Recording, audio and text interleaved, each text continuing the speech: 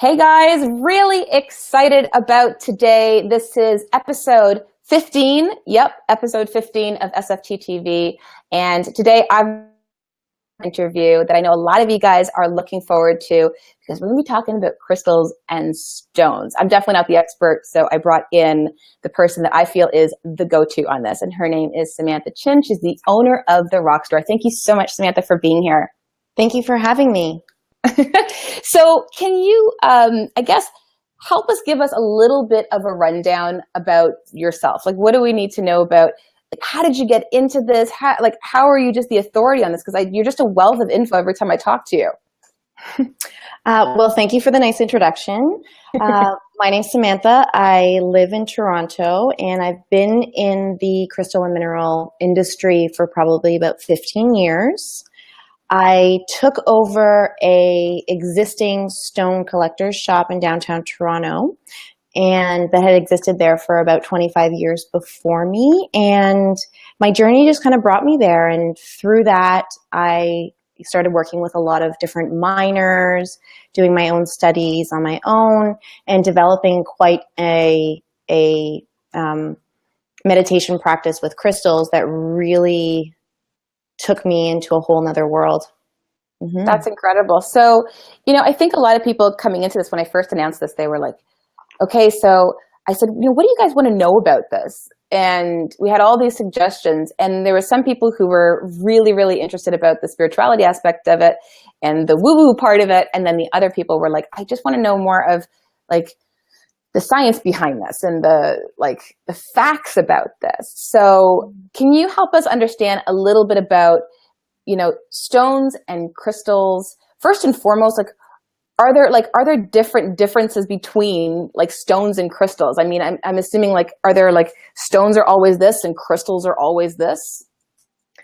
The word, before we kind of go into in depth more into the conversation about crystals, the word crystal actually doesn't really mean anything. We use that word to mean a prism, to show a shape. So in terms of the world of minerals, it's usually people just use it because something is prismatic, right? Whether it's natural or not isn't really the case with crystals. But so I use it loosely that everything that I sell in my shop and really everything from the earth to me is a crystal.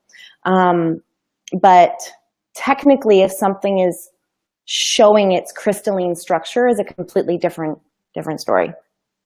Awesome. Okay. And so when we talk a little bit about the grounding and the science aspect of it, can you help us understand that part of it first? Because I think a lot of people want to hear about the science behind it, because people will hold crystals and go, I'm holding a citrine and it's giving me this, or, I'm holding a lapis lazuli and it's helping me this. So what's sort of the science behind all that? Okay, so I think that everyone probably in grade 4 or grade 5 studied the mineral kingdom. They studied the 3 types of rock with igneous, sedimentary, and metamorphic rock, and learned about the rock cycle. And, a lot of kids after learning in elementary school started to look on the ground and naturally were attracted to certain rocks and minerals, or kids, I would say, are one of our number one fan in terms of dragging their parents into the store, because they are still so naturally drawn to these things. And we as adults right now have to relearn that connection and that natural connection to the earth. When I first got into this industry, there were a lot of people, that were into meditation or astral traveling, or,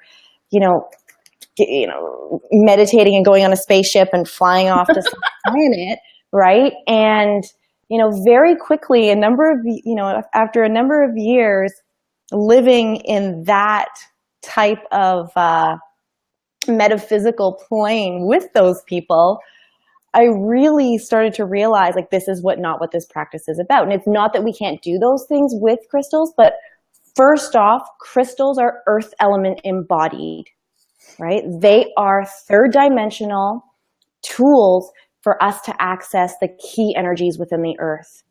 Each crystal or mineral or stone or whatever you want to call it adds to the overall auric field of the earth, or the electromagnetic field. So they add to the how electricity moves through the earth, and they add to the magnetic field of the earth.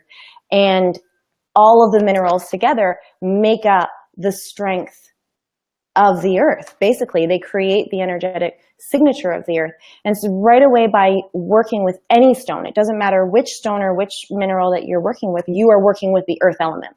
And you are working with the minerals that we are all made up of. And there really isn't that many things that create matter, right? Mm-hmm. If we go back to chemistry class, we remember the periodic table. And there are only 88 chemical elements on that periodic table.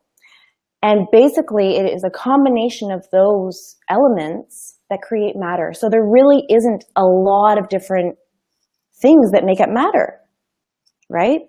And so whenever we pick up a crystal or a mineral, right away, when we bring it into our aura or our electromagnetic field, a communication channel starts to happen automatically because we have some of the same particles within our body. And so if I'm talking just purely from a scientific point of view, the physics law of resonance states that if something comes within your field, that two frequencies have to have an interaction. They have to have some sort of communication. And if there is a similarity between those two frequencies, they build a larger resonant field. Huh, interesting. So if you have like different stones, like, are there specific ones that are going to resonate differently with you, of your body, and then others that are going to resonate differently?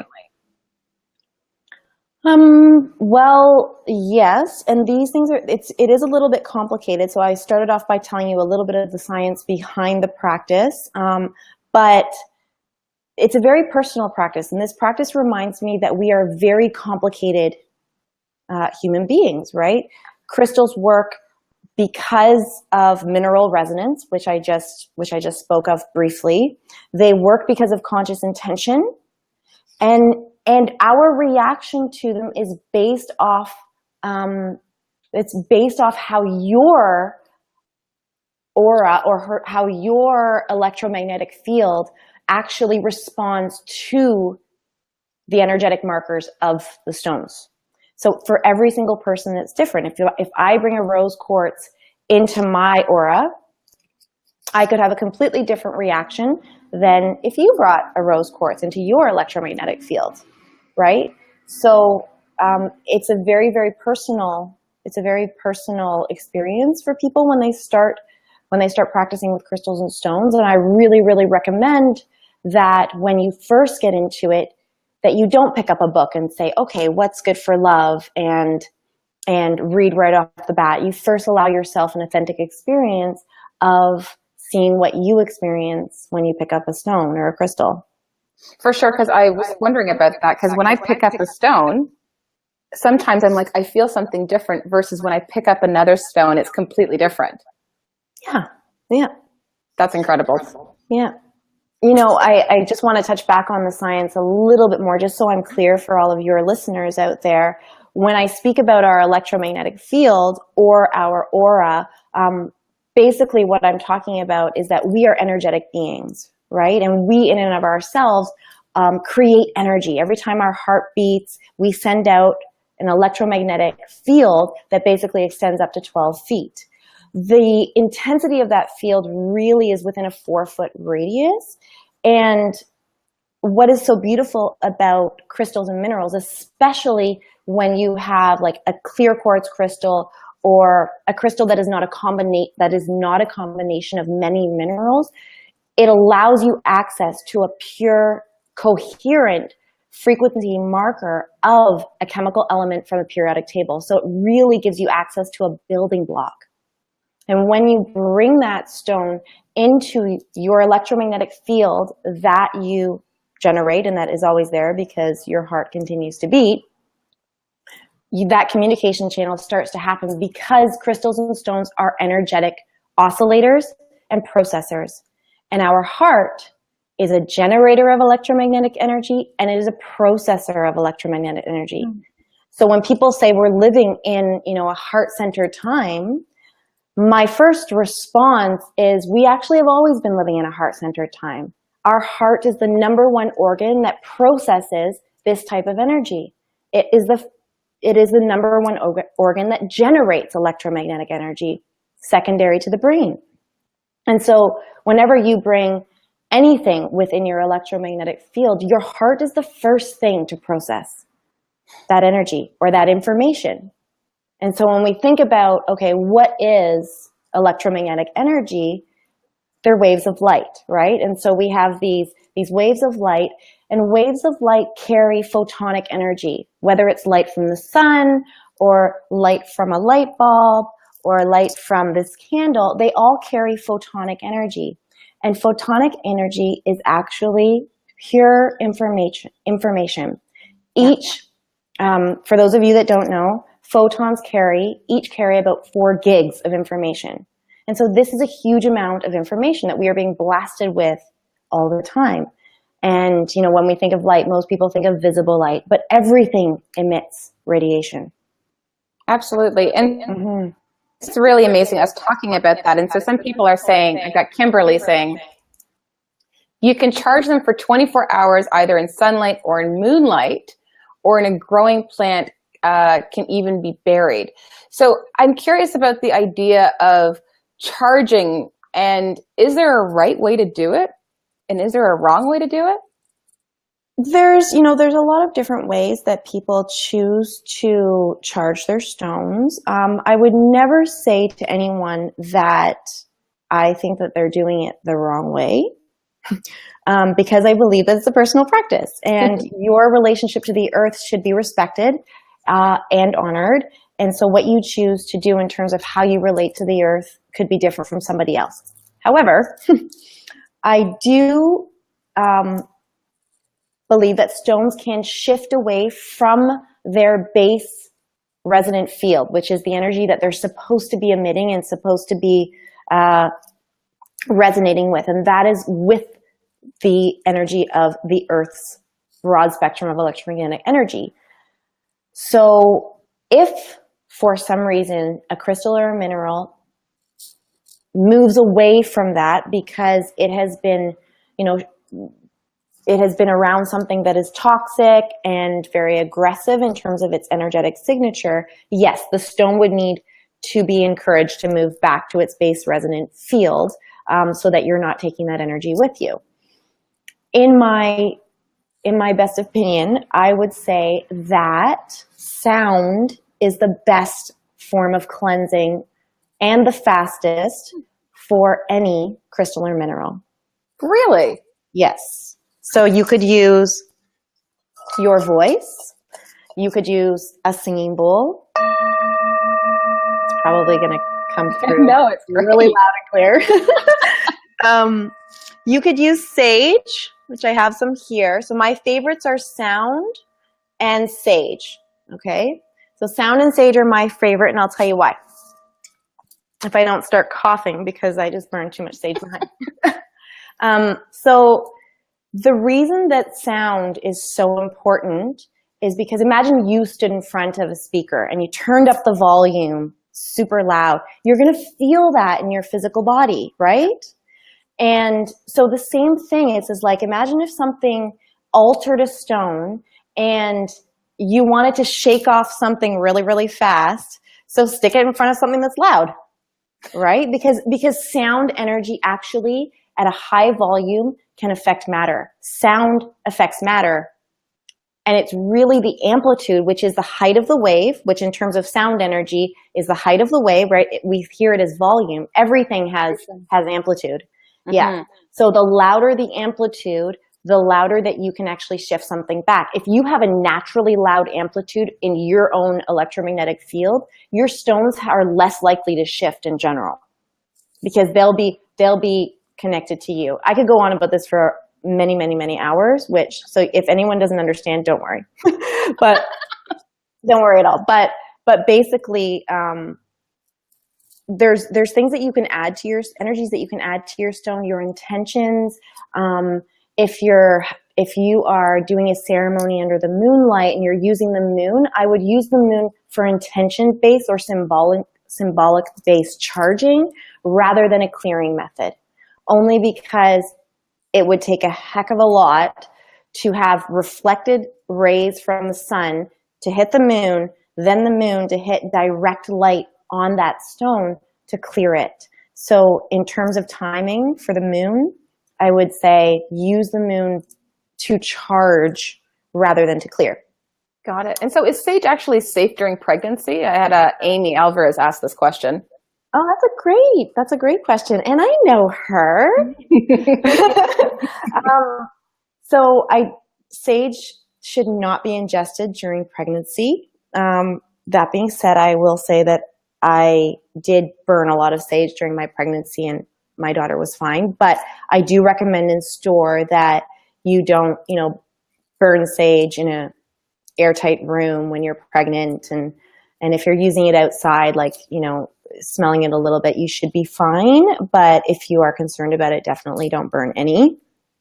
Definitely don't ingest it. The same goes for mugwort, which is in a lot of other clearing smudge sticks. People use mugwort for protection a lot. So I definitely wouldn't ingest or burn that during pregnancy.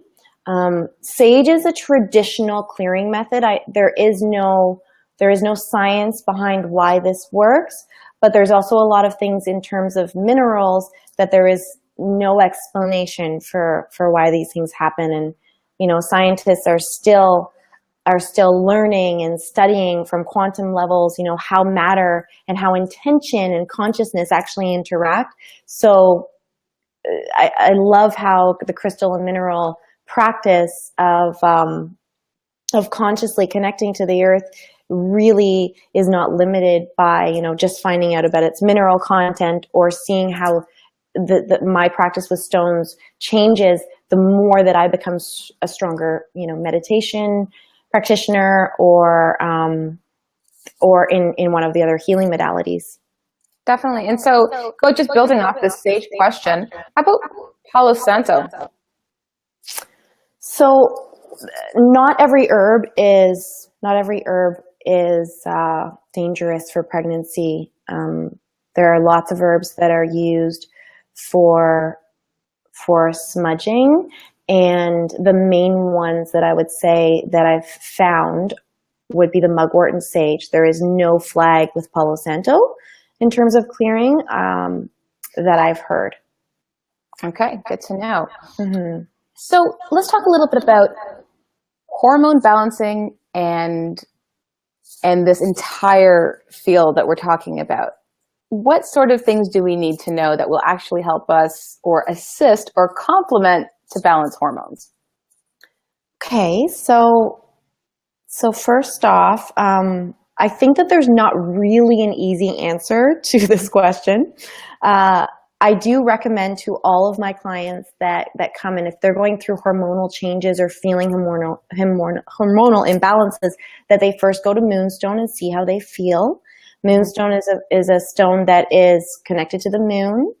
It connects us to our feminine cycle. So especially if the client is a woman and going through different cycles in their life, or having trouble regulating their cycle or their menstrual cycle, then Moonstone is one that usually helps calm things down, gets them to soften more into the changes that they're going through. In terms of hormonal imbalances in general, I think that this practice actually helps just overall because it helps ground you and it helps nurture you and make you connected back into the earth. A lot of stresses that we have in our life and imbalances are because we get pulled away from the natural frequencies that the earth actually offers us, and we get caught up with other electromagnetic fields like the EMF pollution of computers, which actually because of their proximity and how loud what they're emitting are, we actually move into resonance with them. And that's why when people leave the city and go to the country, people actually naturally just feel better. But at first I find, what do I do? What do I do? I'm in the country. What do I do? For me, and I need to just drop my energy down for a second. Mm-hmm. And then all of a sudden I remember the energy that I'm supposed to be attuned with. But when I went to a retreat and it was out in Caledon, and the second just had to put my feet on the ground, but it took me a second to actually just jive with that energy, because I'm so used to go, go, go, being in front of a computer screen. So it took a little bit of adjustment and shifting for sure. Mm-hmm. I'm curious in terms of like somebody who's completely new to this. Is there any advice that you have for them walking into it? Like, is there a specific stone? Is there a specific way to look for them? Especially, are there good quality ones? Are there bad quality ones? Like, how do you discern one from the other? To start off, I would usually recommend that the person that is new to working with crystals and stones take their time. Spend an hour in a crystal shop, and instead of listening to the person at the desk, really just walk around and see what they're naturally drawn to. And it could be because they like the way something looks. It could be that they choose a very unattractive stone. They're like, oh, this is just so interesting. It could be because they place it in their hand and they feel something, whether it be an emotion or a tingle in their hand, anything. You really have to kind of walk in naively and really and own it and let it be yours. And then secondly, I would actually say that this practice, when you first start, can be really subtle or even non-existent for some people. So they get home and they're excited, but then they don't make time for it, and they bought, say, 10 stones, and they put those stones in a bowl near their bed and don't ever look at them again. And then they come a year later and they're like, yeah, I think I have some stones in a bowl in the corner somewhere. So my largest recommendation for them would be, okay, choose one stone. For 5 days, allow yourself to work with that one stone and take 2 to 5 minutes. Take 2 to 5 minutes a day. Place that stone in your non-dominant hand. So the hand that you're less active with in your life, and for you right-handed people out there, it's going to be your left. And close your eyes and place that stone in your left hand. And I want you to visualize the energy from that stone. So let's say I'm using a pyrite. Let's choose a big one so everyone can see. And I want the client to visualize the energy traveling up their arm towards their heart. And as I mentioned, since the heart is the #1 processor of electromagnetic energy, I want my heart to start to resonate with the energy of this stone. So for those of you that are like, I can't feel anything, that's totally okay. I want you to pretend or imagine, and we start to inhale the energy of that stone up into our bodies. And you might find yourself, because of the deep breathing, starting to calm down, or even starting to notice, whoa, this stone feels heavy, which is perceptive. Or, oh, my hand feels really hot, or my face feels tingly. And just take that 5 minutes to take notice to whatever it is you may feel, and do it every day with the same stone, especially for a beginner, because you might notice, hey, maybe I'm not noticing something internally, but this, and this happened in my life, right? Or I'm feeling so good this whole week. So let's write that down. Pyrite felt good the whole week. Now let's change the stone the next week and see what happens, right? And so, this is giving you access to a particular band of energy. And if I go back to the science in it, pyrite, for example, if everyone can see that, is iron sulfide. It is the exact same atoms, iron atoms, that are found in your blood. So right away, I know resonance, the communication channel between that is in this pyrite and the iron that is in my blood are going to start to dialogue with each other. Wow. So when they actually dialogue with each other, what happens? So based on the laws of resonance, and we hear that word a lot, especially in spiritual circles, resonance means a communication channel. And basically it means all the ways in which matter must interact. And so the frequency marker of the iron atom and the frequency marker of the iron in my blood are going to start to have a reaction with each other. And because they are the same frequency, they're both iron atoms, they're going to start to vibrate back and forth, right? And because they're the same frequency, they're going to join together to create an actual larger amplitude and frequency marker that's called the resonant field. And so, and it's larger than 1 + 1. So it's larger than the frequency 1 plus frequency 2 over here. So it actually becomes a larger field of communication in terms of electromagnetic theory, rather than if you add them together. Does that make sense? Absolutely. A little bit? It's kind of like if I meditate on something and then my friend meditates on the same thing. Let's say we were both meditating for rain in separate places. If we were doing it together, we'd actually create a bigger force field around us than if we were doing it separately. Huh. Interesting. I love it. I love it. That sounds great. No, that sounds great. So we spoke a little bit about cleansing. We spoke a little bit about charging. How do you meditate with them? So the first thing I would do is what I just spoke of. I would place a stone in your left hand and start to invite that stone to have a relationship, have a conscious relationship. For people that don't feel anything, I might ask them to, every time they inhale, visualize the energy of the stone traveling up the arm. Before they start the meditation process, I would ask that they clear their stone, which we discussed we could do with sage or sound.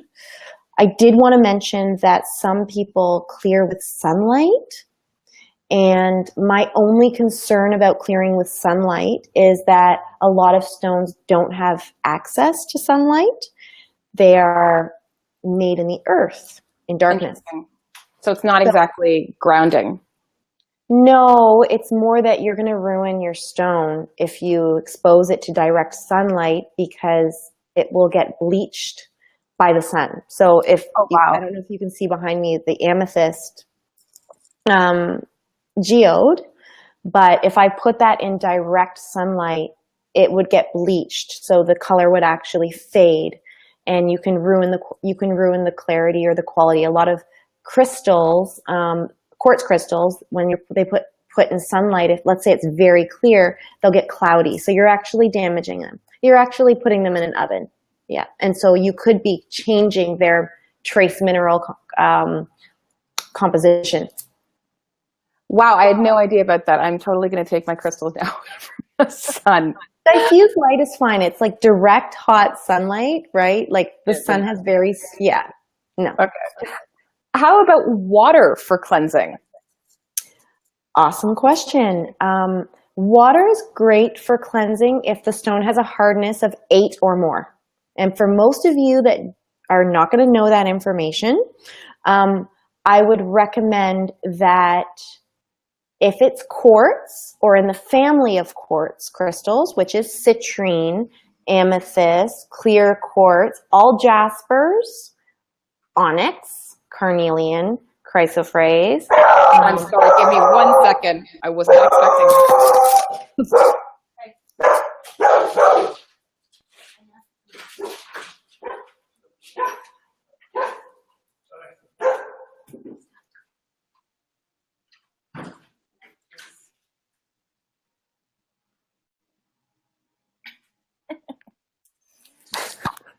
This is what happens when you own a dog. I think my tribe already knows that this happens every once in a blue moon. Anyways, we were talking about the actual putting water to cleanse stones, and you were saying some stones you can't do this with. Yes. So a lot of stones, it's completely fine.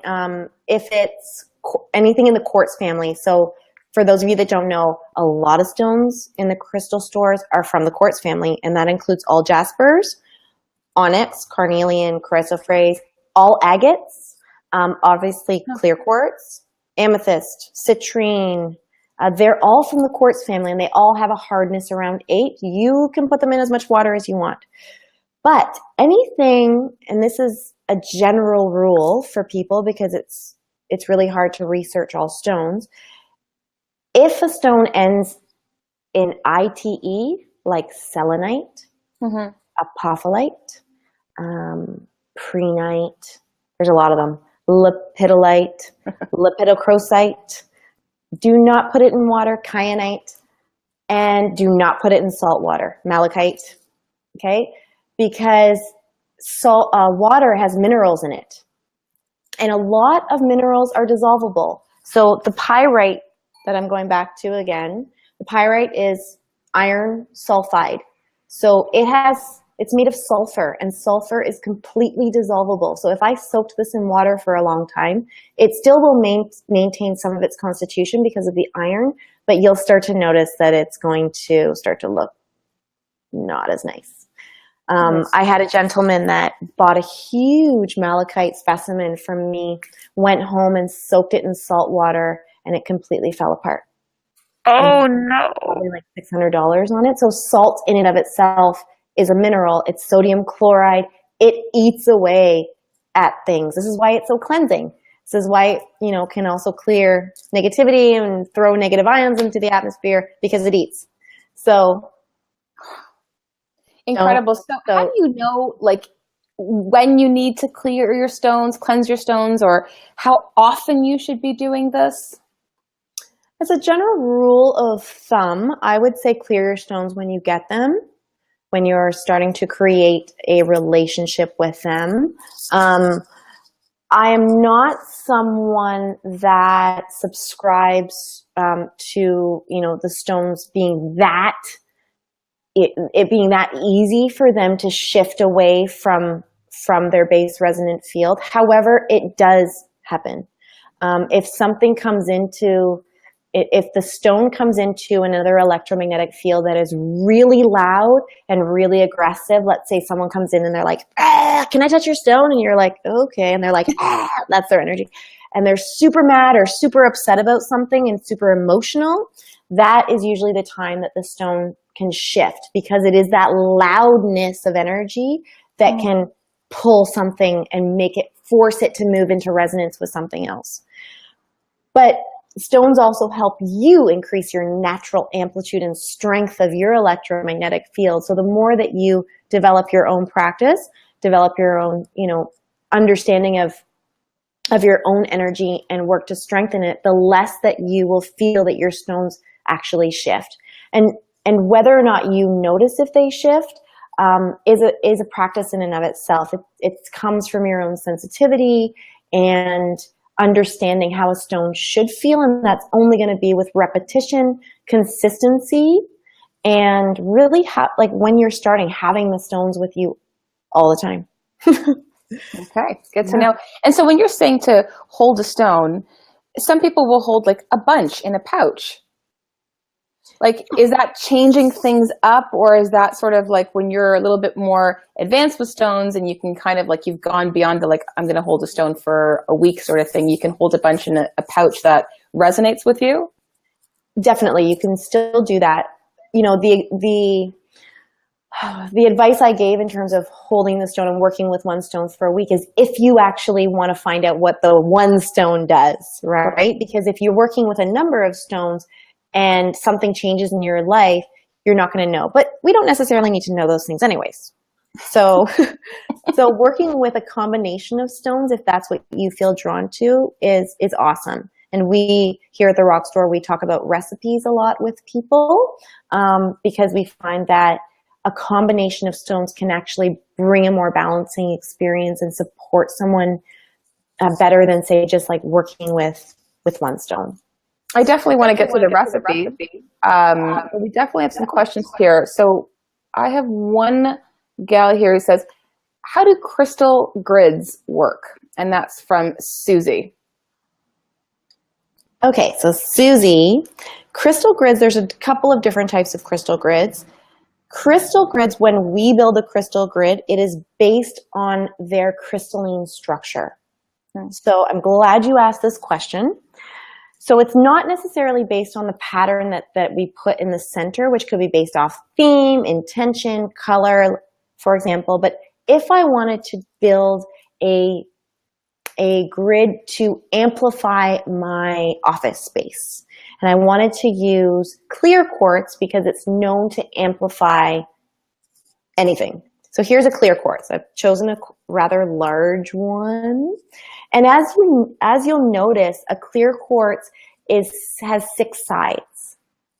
What is amazing about a clear quartz crystal is that all clear quartz crystals are 6-sided, and at an atomic level, their crystalline structure is also 6-sided. So they're actually showing you what they're doing at an atomic level. And this is why quartz crystals fabulous. So in terms of building a grid, what we're basically trying to do is create an etheric grid. So we're actually trying to create a huge etheric clear quartz crystal that would surround, say, my whole room. So what I would do is I would choose probably 3-inch size of these clear quartz crystals, and I would place them in shot glasses so that they stand straight up. If you don't have shot glasses, then place them in tea light holders with some sand. Most sand is silicon dioxide, which is basically ground up quartz anyway, so it's not going to disturb the electromagnetic field of the quartz. So we're standing the clear quartz up in the shot glass or the tea light holder, straight up, and you're going to, because the crystalline structure of a quartz is 6-sided, it's based off the hexagonal crystal lattice system, we're going to place 6 3-inch quartz crystals around the room in a hexagonal shape. Then what I want you to do is sit at the center where those stones would actually connect, kind of like the tip of the quartz crystal. And we're going to bring each one of those stones moving clockwise into resonance with the center, which is you. And so as you do that, when you feel the first stone connect, you go to the second one.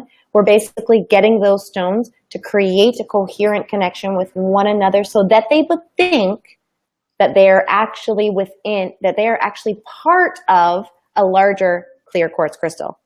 And so this way, your whole room becomes in a clear quartz crystal that you have consciously created working with the mineral kingdom. And anything that goes in that grid will be amplified. So you could then build, put your altar in it, you put your office space, and these things can be hidden. So they can be hidden in the corners of your room to make it really easy. This is probably the most efficient crystal grid that is easy for people to make. You have to know some of the crystal lattice systems, the sacred geometries of the stones to choose, say, another grid. But within that clear quartz grid, I can then create a secondary grid. And so I could, again, work off the sacred geometries of a stone. So if I wanted to work with pyrite, pyrite is cubic in nature. So you'll see that pyrite grows in perfect cubes a lot, like this one. And that's not cut, not polished. That's actually a natural pyrite high-grade specimen. Wow. And so I could, within that quartz crystal grid, then get 4 pyrites and do the exact same thing. So I'd get the pyrites to connect. They'd be amplified within the quartz grid, and then I get the pyrites to connect, 4 of them this time, because they're working in the cubic system. And then so I would then have my room resonating with the energy of pyrite, which is great for career and confidence and power and going out there and standing out in the world and things like that. So then within that, I could create another intention. And it just builds and builds. Yes, and it doesn't always have to be based off of the sacred geometries of the stone, but it really helps because then you're really connecting into what these things are made of and how they're built and their own directional qualities that are found in nature. With the quartz crystal, when you purchase it, is there something you should look for in terms of a good quality one and a bad quality one? I'm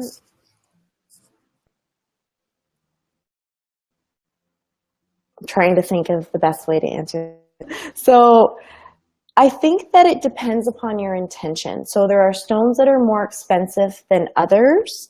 Mm-hmm. And so if we're talking about, how much you're willing to spend, if a $5 quartz can be a beautiful quartz and it's still going to be made of the same thing that an $1,100 quartz crystal is going to be made of. But stones still be, because we've also, there are certain grades of stones and there are certain things that are more rare than others. So the value of stones is a little bit of a difficult market because you can't mass produce it, right? It comes out of mines, and then the mine might suddenly be shut, which drives the price up. But generally, when a stone is more clear, right, there's less damage from when it came out of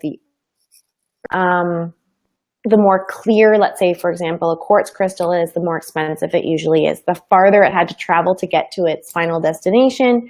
Stones are heavy. Shipping charges cost a lot. So amethyst from India costs more for me to supply than amethyst from Brazil or amethyst from Thunder Bay. Interesting. Yeah. Maddie asks, what happens to energy or healing properties of a stone if it cracks or breaks into 2 or more pieces? This is where I usually pass it on to the client that says, what do you think? What is your intuition of the stone? I find that some stones break, and this, there's no reason to explain it, but some stones break, or they just kind of look dirty, or you feel like, ew, I don't feel like touching this stone anymore. Or it breaks in 1,000 pieces because it's like, enough is enough. You don't need me anymore. Whatever the reason is, we can project onto these things. They don't actually have, personalities that we necessarily ascribe to them, but, they work with energy. So if there's something that you're going through, I've seen hundreds and hundreds of clients that their bracelet shatters the day that they decided to divorce their husband, or the day that they, got in a car accident, their bracelet, breaks into 1,000 pieces, or their quartz snaps in half, or something like that. So there definitely is a correlation between, maybe it being done. Yeah, and I think that's interesting because I've always been drawn to moonstone. Mm-hmm. My engagement ring is a moonstone. Oh, lovely. And I had a moonstone ring prior to that I lost, and I was devastated. And I went to Italy, lived there for a little bit, and then when I came back, I found it. And it literally was like wedged into the couch, which I searched 1,000 times over just to find it. And I'm like, this is too coincidental. And it was like at a period of time where I felt like I really needed the support coming back home, being in Italy and so forth. So I really do believe that it comes into your life when it's actually needed. Holly has a question here, and she says, what if I'm allergic to sulfur? Will the stone react badly with me? Our bodies react to minerals. So most that are actually poisonous, like malachite, people react to sulfur. So, but this practice is not based on whether or not you touch it or if you ingest it. I actually, recommend that people don't put their stones in water, and that they do everything that's based off of a energetic practice. So if you are allergic to sulfur, I wouldn't use sulfur powder, but you should be okay with a stone like pyrite, unless you're like, rubbing it on your skin. But, keep it off the skin, but it's in your electromagnetic field, and you can definitely enjoy stones. Totally. Mm-hmm. So help me understand a little bit about these recipes for health, career, relationships, and protection. So a recipe is a combination of stones. I usually recommend, 3 to 5. For people starting off working with combination, I recommend 3.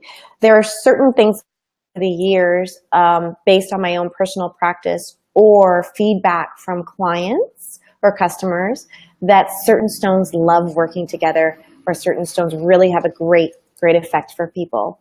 So let's start with soulmate. Let's start with attracting a partner into your life.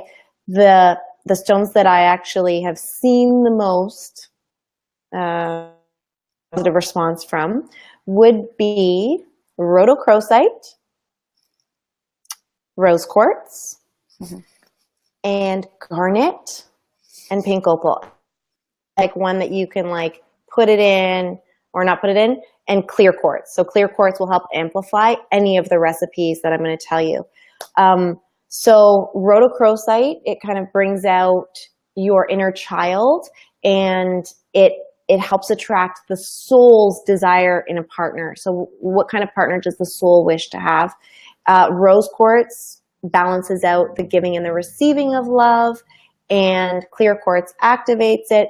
And garnet is really important because garnet grounds it into the physical body. So it goes through the heart and then down to the bottom of the feet, because we want this person to come up as like a three-dimensional being.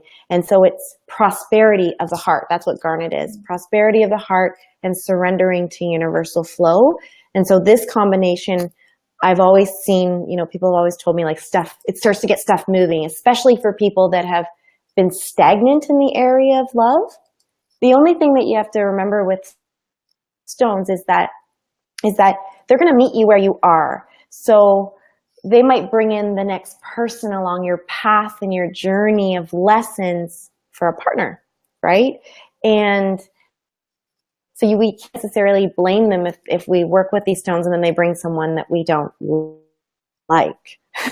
So they're just helping us where we are, because it's going to help your life experience. Got it.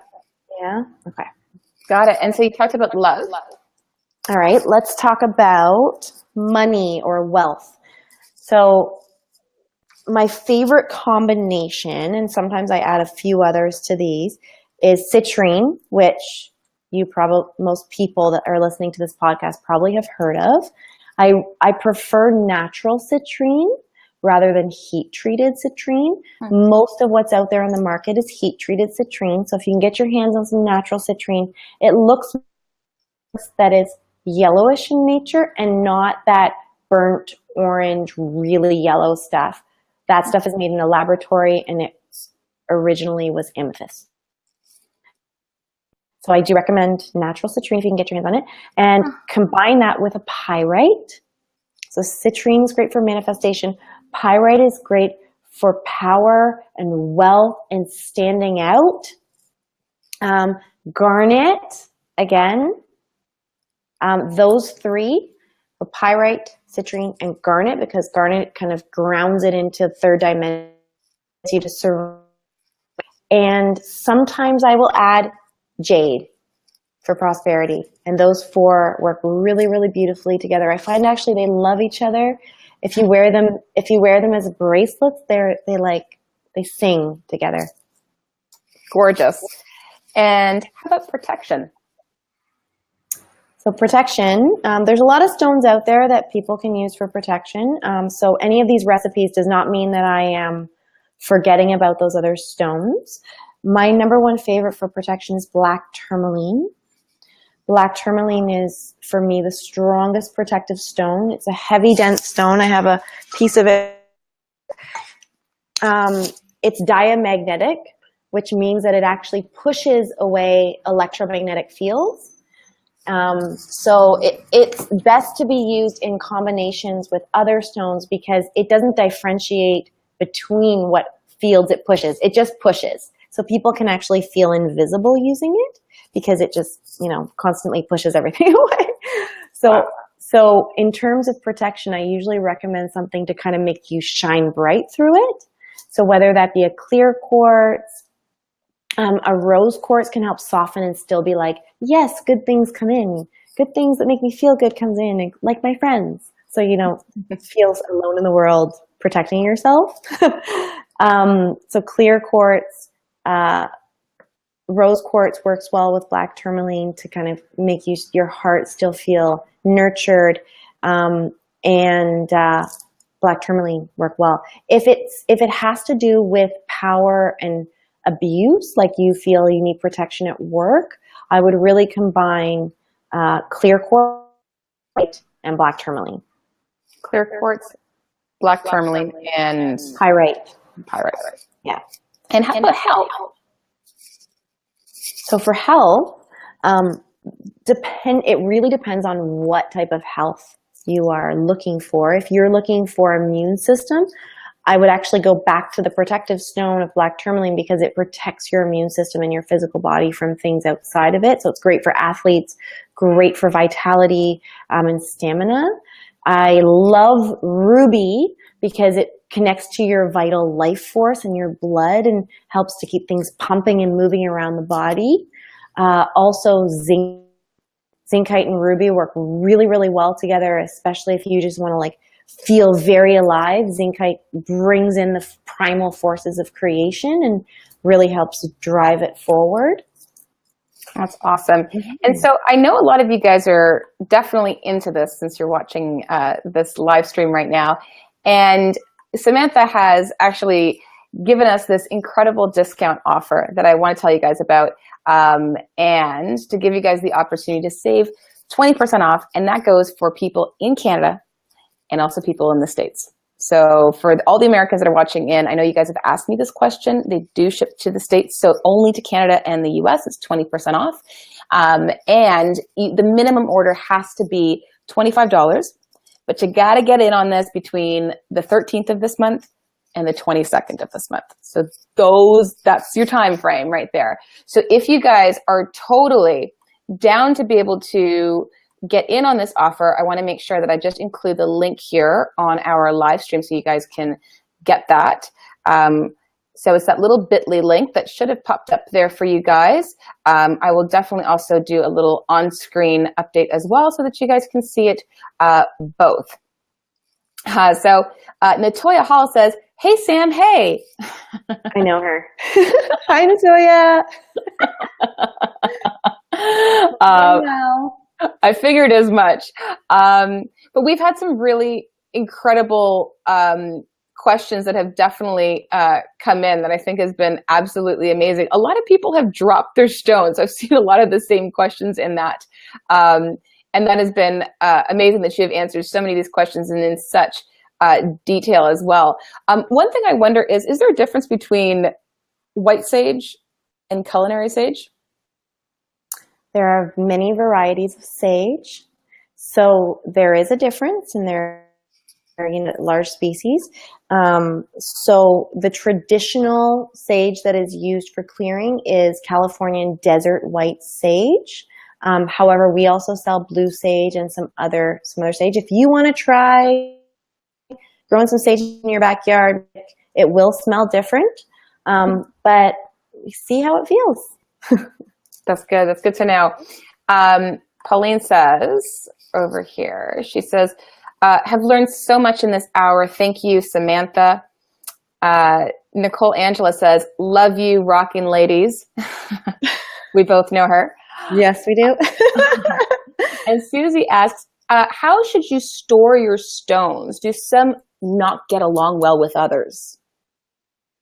Well, I think, if you have two stones that are meant to do two different things, especially the way that you relate to them, then that's when they don't really need to be together. So if you have one that's for insomnia and then you have one to like get your butt up and going, those are not stones that should be hanging out together in your purse. Keep one under your pillow for insomnia and the other one by your treadmill or in your pocket when you're walking, to the store or something when you're feeling sluggish.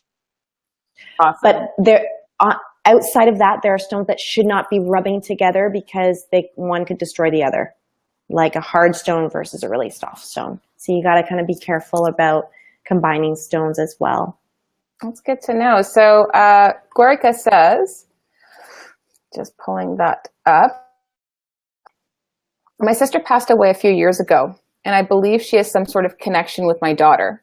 I was wondering if you could recommend any crystals and or stones that would help facilitate that bond.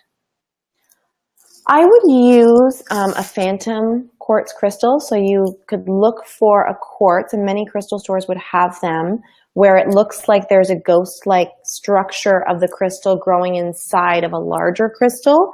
And these quartz crystals can help facilitate connections with the other side, if that's what you want. I might pair it with a carnelian, which can help with interfamily relationships. If your daughter wants to have a connection with your sister. The only thing that I would recommend when you're opening that is you maybe have some protection around her. Now, I don't know what her age is, but sometimes when we invite, there could be some other energies that also come. Of some pyrite if she's young, if she's under 10, some pyrite near her bed, especially if you are supporting her contacting the other side. Great advice. Great advice. Emily Elizabeth says, go to the rock store to learn something with and from Samantha. She's a gorgeous human. Thank you. Definitely have some fans listening in, that's for sure.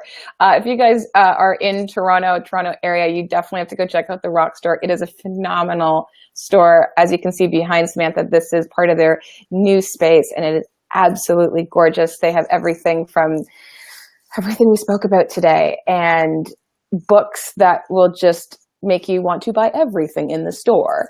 And also the fact that you guys have sessions with practitioners, you have ceremonies, there's lots of workshops coming up this summer. So you've got so much that is offered at the Rock Store, really. We do, yes. We also have a crystal certification program,